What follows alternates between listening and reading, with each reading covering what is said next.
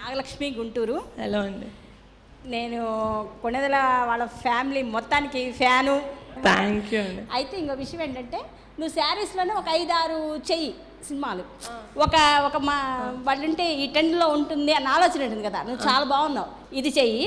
Next Arvind గారిని అడిగి ముందు గీత ఆర్ట్స్లో చెయ్యి ఒకటి. ఓకే, అడిగేస్తాను. అది చాలా బాగుంటుంది.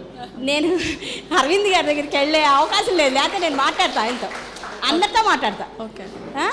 ఎందుకంటే నేను మొన్న అనుకున్నా, సరైనోడు ఆడియో ఫంక్షన్కి వచ్చినప్పుడు ముందు చిరంజీవి గారికి ఒక సినిమా ఇచ్చేసి నెక్స్ట్ నిహారికకి ఇవ్వండి అని మాట్లాడదాం అన్నంత ఆలోచన వచ్చింది. కానీ టైం లేదు అక్కడ. నువ్వు ఫోన్ చేసి నేను నెక్స్ట్ సినిమా నాకు ప్లాన్ చేయండి అని అడిగేసే. అడుగుదాం, చెప్దామండి. అడగడం దేనికి, చెప్పేద్దాం. చెప్పేద్దాం. లేకపోతే గుంటూరు నాగలక్ష్మి అండి చెప్పింది అని చెప్పండి. ఓహో, ఓకే. అండ్ ఆ తర్వాత we're expecting some lady oriented movies from you, like Pratigatana, Oseramlama, because there is some need in society for such movies. So అలాంటి స్క్రిప్ట్స్ వస్తే మీరు యాక్సెప్ట్ చేస్తారా? డెఫినెట్లీ. నేను అదే చెప్పాను కదా, నాకు యాక్టింగ్ అంటే ఇష్టం. నాకు ఛాలెంజింగ్గా ఉండాలి నేను చేసే రోల్. అలా అయితే నేను డెఫినెట్గా ఏ మూవీ అయినా చేస్తాను. Hi Niharika, this is Mallika. Hello. Actually మీ డి జూనియర్స్ చూసాము, అప్పుడు ఒక స్టార్ మార్క్ స్టెప్ ఉంది కదా, ఇలా ఇలా అంటుంటారు. అలాగా ఒక మనసు చూస్తే గుర్తుండిపోయే ఏంటి నిహారిక అంటే గుర్తుండిపోయేది? ఒక ఇన్నోసెన్స్ అనేది ఎవ్రీ అమ్మాయిలో ఉంటుంది. ఆ కొంచెం ఇన్నోసెన్స్, అదే కొంచెం ఆడతాను, అదే అందం అమ్మాయికి. ఆ ఇన్నోసెన్స్ అనేది అది మాత్రం కొట్టొచ్చినట్టు కనిపిస్తుంది మీకు సంధ్యలో. డెఫినెట్లీ నేను చెప్పినట్టు ఇందాక ప్రతి అమ్మాయిలో సంధ్య ఉంటుంది. కానీ కొత్త కల్చర్ వల్ల అదంతా పబ్ కల్చర్ వల్ల దుప్పటి కప్పుకొని పడుకుంటుంది. బట్ డెఫినెట్లీ అది ఉంటుంది. ఆ లిటిల్ అమ్మాయిలో ఉన్న సున్నితత్వం, ఆ క్యూట్నెస్ యాక్చువల్లీ అబ్బాయిలకి బయట జనాలు అది చూసే రెస్పెక్ట్ చేస్తారు ఒక అమ్మాయిని. అది డెఫినెట్గా కనిపిస్తుంది మీకు. హాయ్ నిహారిక. హలో అండి. రావణ్ ఫ్రమ్ ఒంగోల్. మీరు ఈ డ్యాన్స్ ప్రోగ్రాంలో యాంకరింగ్ చేశారు కదమ్మా. మన మెగా ఫ్యామిలీ అంటేనే డ్యాన్స్కి మరో పేరు, మనల్ని బీట్ చేసేవాళ్ళు ఎవరు లేరు. సో ఆ డ్యాన్స్ మీ నుంచి మేము ఎక్స్పెక్ట్ చేయొచ్చా? ఈ మూవీలో అయితే డాన్స్ లేదు. ఫర్దర్గా అయినా అంటే నాకు డాన్స్ అంటే ఇష్టం, కానీ మరీ అంత బాగా మీరు ఇంకా పెద్దనాన్న వాళ్ళతో కంపేర్ చేస్తే నాకు డాన్స్ రానట్టే. పెద్దనాన్న వాళ్ళతో చేసిన, బన్నీ గారితో చేసిన, మన చరణ్ గారితో చేసిన వాళ్ళ స్థాయిలో ఎవరు హీరోయిన్లు ఎవరు చేయలేరు. అట్లాగా మీరు చేయగలరా? చెయ్యాలి. ఎందుకనంటే మన ఫ్యామిలీ నుంచి ఎవరు వచ్చినా మన ఫ్యామిలీ బీట్ చేసేవాళ్ళు డాన్సరింగ్ ఎవరు ఉండకూడదు అనేది మా కోరిక. దాన్ని మీరు తప్పకుండా ఫుల్ఫిల్ చేస్తారని ఆశిస్తున్నాను. కమింగ్ టు మ్యూజిక్, ట్రైలర్ కూడా ఎంత బాగా ముందుకెళ్తుందంటే ఒక లైట్ మ్యూజిక్తో, ఒక మంచి సూదింగ్ మ్యూజిక్తో it will carry out us అనమాట. సో సునీల్ కశ్యప్ గారు ఆల్రెడీ హీజ్ అంటే ఒక మెలడీ మ్యూజిక్కి హీఈస్ అ ప్రూవ్డ్ మ్యూజిక్ డైరెక్టర్. సో ఈ సినిమాలో మీకు ఇష్టమైన పాట ఏది? నాకు ఈ సినిమాలో అన్ని సాంగ్స్ ఇష్టం. మాకు ఒక పాట ఇష్టము, అది మీరు చెప్పిన తర్వాత అదేంటో చెప్తాను. నాకు అది అన్ని సాంగ్స్ ఇష్టం. ఎందుకంటే నా ఫస్ట్ సినిమా మీరు చూస్ చేసుకోమంటే ఎంత కష్టంగా ఉంటుంది నాకు. సో నాకు అన్ని సాంగ్స్ ఇష్టం, కానీ ఎక్కువ వినేది నేను ఏమిటో ఈ క్షణం వింటాను ఎక్కువ, ఎందుకంటే కొంచెం హ్యాపీగా ఉంటుంది. Happy song. బట్ ఓ మనస ఆల్సో ఫేవరెట్. శ్రేయా ఘోషల్ గారు పాడింది. అంటే మా అందరికి బాగా, అంటే నాకు బాగా ఫేవరెట్ సాంగ్ యాక్చువల్లీ అది ఓ మనస. ఓ మనస సాంగ్. ఏమిటో ఈ క్షణం గుండెలో సంబరం ఒకటిగా మారగా ఇద్దరం, గాలిలో తేలటం ప్రేమలో మునగటం ఎంత బాగుందిలే పరవశం.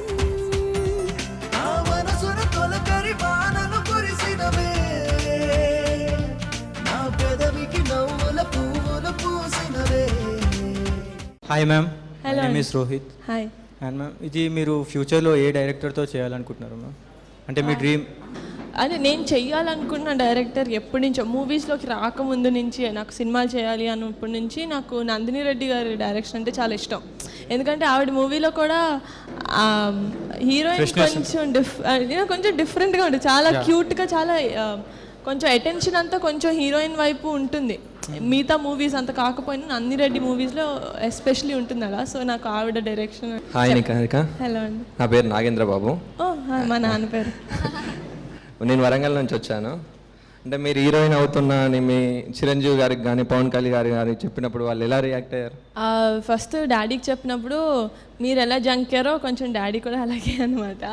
ఎందుకంటే చరణ్ సినిమాలోకి వస్తా అన్న, వరుణ్ సినిమాలోకి వస్తా అన్న గైజ్ కాబట్టి ఇండస్ట్రీలో వాళ్ళు ఎలాగైనా నెగ్గుకు రాగలరు. బట్ ఒక అమ్మాయి అనేసరికి ఆబ్వియస్లీ నేను ఒక డాటర్ లాగా ఈ ఫ్యామిలీలో అందరికంటే చిన్నపిల్లని. సో డాడీ వచ్చి సినిమా ఇండస్ట్రీ అంటే ఇలా ఉంటుంది, ఇదంతా గుడ్, బట్ ఈక్వల్లీ ఇంత కష్టపడాలి, ఇన్ని కాన్స్ ఉంటాయి అని చెప్పి రెండు చెప్పి బట్ లాస్ట్కి డెసిషన్ నాకు వదిలేశారు. అండ్ నేను ఇలా వద్దామని డిసైడ్ అయ్యాను. మీ ఫ్యామిలీలో నార్మల్గా మీ హీరోస్తో కాకుండా బయట హీరోస్తో చేయాలనుకుంటే? నేను అది ఆల్రెడీ ఒక చోట చెప్పాను అనమాట. ఎవరో ఇలా అడిగితే మీరు సో అండ్ సో ఎవరితో యాక్ట్ చేస్తారంటే నాకు హీరో ఇంపార్టెంట్ కాదు, నేను చెప్తున్నాను కదా, మనకి హీరో ఇంపార్టెంట్ ఉండకూడదు కదా, మనకు అదే ఇంపార్టెంట్ ఉండాలి, మన రోల్ ఇంపార్టెంట్ ఉండాలి. సో నాకు హీరో అనేది నేను ఇలాంటి హీరోతో యాక్ట్ చేయాలి వావాలా ఏం లేదు, కానీ డెఫినెట్లీ మా అన్న పక్కన మాత్రం సిస్టర్లాగా యాక్ట్ చేయాలని ఉంది. మీకు మూవీస్లోకి రావాలని ఎప్పుడు అనిపించింది? నేను మాస్కామ్ జాయిన్ అయింది మాత్రం ప్రొడక్షన్ మీద ఇంట్రెస్ట్ ఉండి సినిమా ఫీల్డ్లో ఏదైనా చేద్దామని జాయిన్ అయ్యాను. ఎందుకంటే అంజనా ప్రొడక్షన్స్ ఉంది, ప్రొడక్షన్లో ఏదో చూసుకుందామని. బట్ నేను ఒక షార్ట్ ఫిల్మ్ చేశాను అనమాట, అది రిలీజ్ కాలేదు. ఆ షార్ట్ ఫిల్మ్ టైంలో యాక్చువల్లీ ఒక పెద్ద కెమెరా అలా చేశారు. అప్పుడు నాకు ఇంట్రెస్ట్ స్టార్ట్ అయింది, మేబీ నేను యాక్టింగ్ చేయొచ్చేమో, మేబీ ఇందులో ఇంట్రెస్ట్ ఉందేమో అని.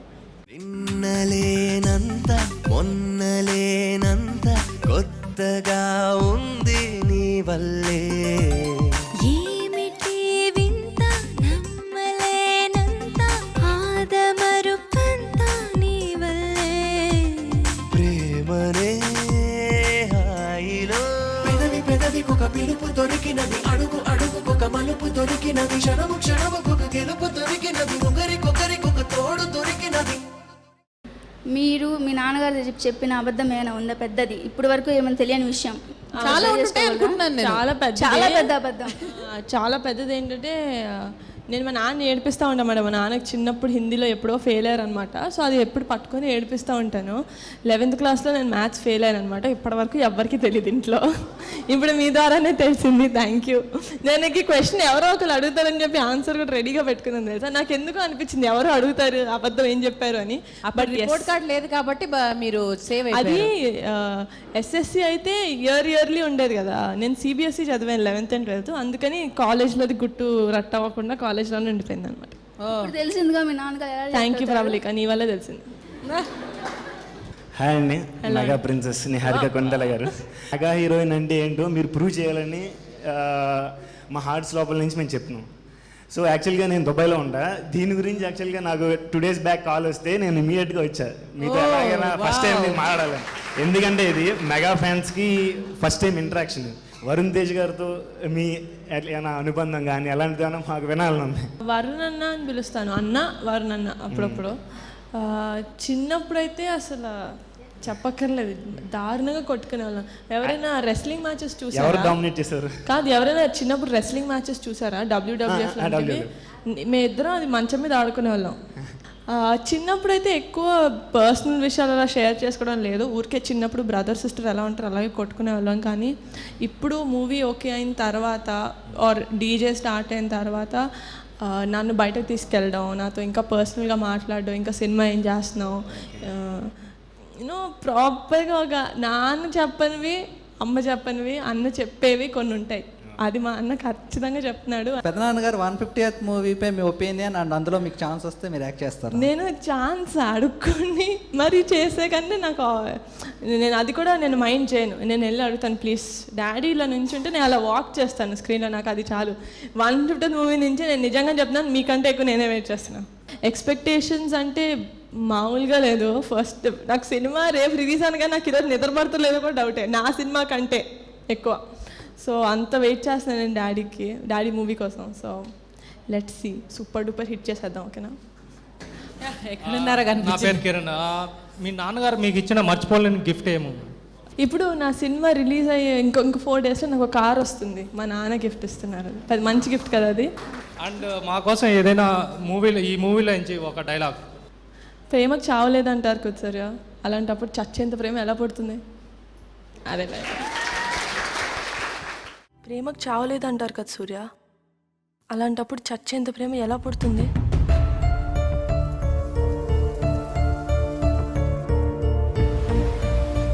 మీతో తనకి భవిష్యత్తు నాకు కనిపించట్లేదయ్యా.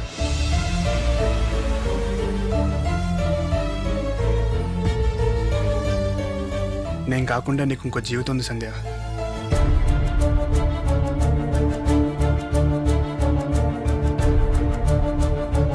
పరిస్థితి అర్థం చేసుకోకపోతే అది ప్రేమ ఏంట్రా?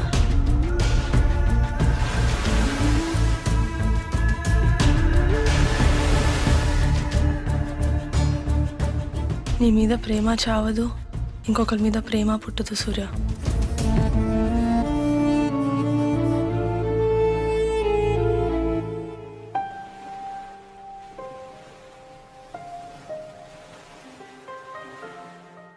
రామరాజ్ గారు as a director and already ఇంతకుముందు సినిమా చేశారు, అండ్ ఈ సినిమాలో ఆయనతో వర్కింగ్ ఎక్స్పీరియన్స్ ఎలా అనిపించింది?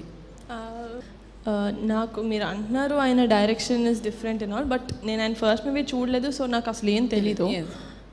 కానీ ఈ మూవీ చేసేటప్పుడు మాత్రం మేము ముగ్గురం సింక్లో ఉన్నామని చెప్పాలి. నేను, రామరాజ్ గారు, mostly me and Shaurya, because తనకి సూర్య క్యారెక్టర్ ఎంత నచ్చి ఎంత కనెక్ట్ అయ్యాడో నాకు సంధ్య క్యారెక్టర్ అంతే నచ్చి అంతే కనెక్ట్ అయ్యాం. కాబట్టి మేము షూటింగ్ చేసిన తర్వాత మాకు రెండోసారి ఒకసారి స్క్రిప్ట్ పేపర్ ఇవ్వండి సార్, డైలాగ్ మర్చిపోయామన్న సిచ్యువేషన్ ఎప్పుడు రాలా. అంటే మధ్యలో డైలాగ్ మర్చిపోవడాలు అలాంటివి ఎప్పుడు జరగల. So I think story impact అనే చెప్పాలి. మా విషయంలో మాత్రం స్టోరీయే హీరో. సో ఇంకా ఫైనల్లీ అబౌట్ ద మూవీ, నాకు చాలా స్పెషల్ అండి ఈ మూవీ. ఎందుకంటే నా ఫస్ట్ సినిమా అని కాదు, కానీ నేను స్క్రిప్ట్ విన్నాక అదొక మ్యాజిక్ మూమెంట్ లాగా అయింది నాకు. ఈ మూవీ చూసిన తర్వాత ప్రతి ఆడియన్స్లో కూడా ఒక అబ్బాయి అనుకుంటాడు, అరే ఇంతగా లవ్ చేసే ఒక అమ్మాయి ఉండాలి నాకు అని. ఒక అమ్మాయి అనుకుంటుంది, సూర్య అంత లవ్ చేసే ఒక అబ్బాయి ఉండాలి నాకు అని. అండ్ డెఫినెట్లీ పేరెంట్స్కి కూడా ఇది ఒత్తి లవ్ స్టోరీ కాదు, పేరెంట్స్కి కూడా ఒక రెస్పెక్ట్ ఉన్న మూవీ ఇది. యూనో డెఫినెట్లీ హౌ హీరో ఎలా రెస్పెక్ట్ చేస్తాడు వాళ్ళ ఫాదర్ని అనేది చాలా ఎలిమెంట్స్ ఉన్నాయి ఈ మూవీలో దట్ ఈ మధ్య కాల సినిమాలో నేను చూడలేంది. సో డెఫినెట్లీ మీరు చూసి ఎంకరేజ్ చేస్తారని కోరుకుంటున్నాను. Thank you so much Niharika. Thank you so much. Thank you అండి. మీరు ఎక్కడి నుంచో వచ్చారు, Nellore, Warangal, Dubai. Thank you so much.